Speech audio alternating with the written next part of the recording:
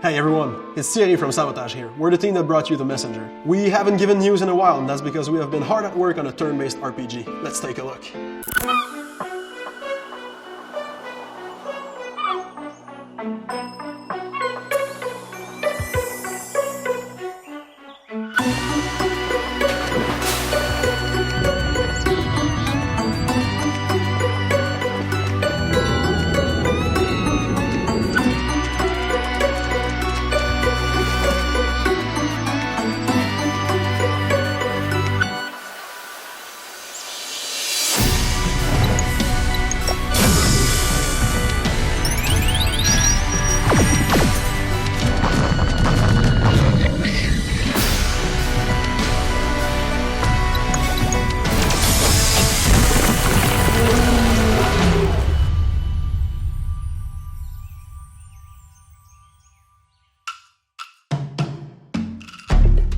So welcome to our studio, based in cold Quebec City, Canada.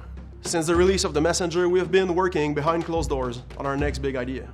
And then for the past few months, the whole team at Sabotage, all 16 people, have slowly ramped up to work on Sea of Stars, which is a turn-based RPG coming for PC and console.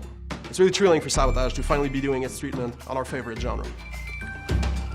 Sea of Stars is a prequel story, taking place before there's been a huge flood, where many islands are waiting for you to explore, with much mysteries to unravel and endearing characters to meet. The world is stuck under the grip of the Fleshmancer, an evil alchemist who manipulates bone, blood, flesh, and soul alike. The only hope for this world are children of the solstice, special beings born on either the summer or winter solstice who get the power of the sun or moon, honing their skills and then protecting the world as they combine their power to create eclipse magic. They are the only force that can fend off the Fleshmancer's creations. In this dual protagonist story, you will play the role of two such children of the solstice. And for those of you who played our first game, you might have met them before. So as a general guideline for Sea of Stars when it comes to game design, we want to create an experience that is seamless and frictionless. And of course it starts with combat. So battle is initiated by entering physical contact with the enemies and doesn't take place on a separate battlefield. So without any loading or transition, you will both be fighting and navigating in the same area. We want to create a combat system that is heavily reliant on strategy and skill. That's why we have a timed hits mechanic, which means that instead of just playing the combat through the menu, you need to actually pay attention to the animation. And if you time your inputs properly, you can increase the damage that you deal with every attack or special move, and so too when you're defending from enemies. This means that a boss that is proving a bit too hard, you don't necessarily need to go back and grind to have more levels or better gear. You can simply learn the patterns and then have better execution next time around. The game will feature 6 playable characters, each with their own set of special moves that combine with each other to create unique synergies. So while the game will certainly challenge you with different enemy types and group compositions, you will always have the tools to emerge victorious.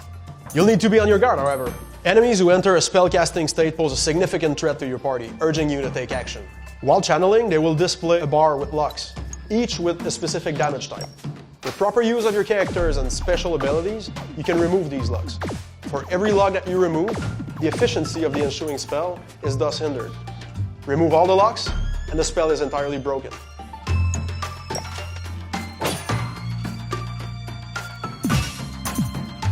As a final ingredient, to make sure you have all the tools at your disposal in clutch situations, using regular attacks creates latent energy that you can then absorb in your characters to add a multiplier to the action of your choice. We just call it boosting. We want to create a world that is highly interactable and deeply engaging. This means our character moveset includes things such as swimming and climbing and jumping off of ledges. If it looks like you can go somewhere, the odds are that you can, and in ways that are unshackled towards what you'd be used to in a game of the genre.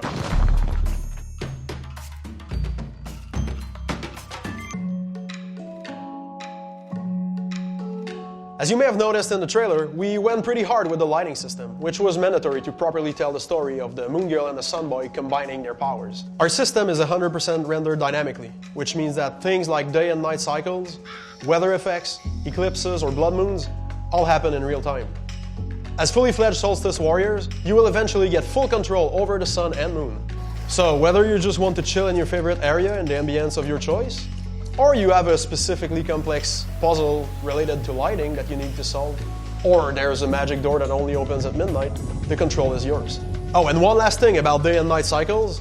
Every single music track in the game would have both a day and night version, which I guess brings us to music.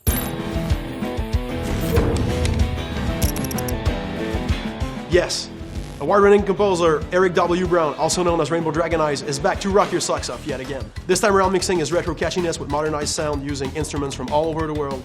Eric even built his own recording studio at home. He's also playing with the Wise Audio engine this time around, meaning Sea of Stars is getting fully dynamically layered music and ambient effects. So whether you'll be exploring a snowy mountain at high noon, a damp cavern in the dead of night, or even a rainy jungle, everything will transition seamlessly, bringing us the RPG soundtrack we all deserve. So this is your first look at Sea of Stars. We hope you're as excited as we are. In closing, we want to thank all the friends we made since launching the Messenger, from press to industry folks to, of course, our amazing Discord community. Which, by the way, if you want us to keep you posted, feel free to come say hi. In the meantime, we humbly thank you for your support and hope you will join us in bringing Sea of Stars to life.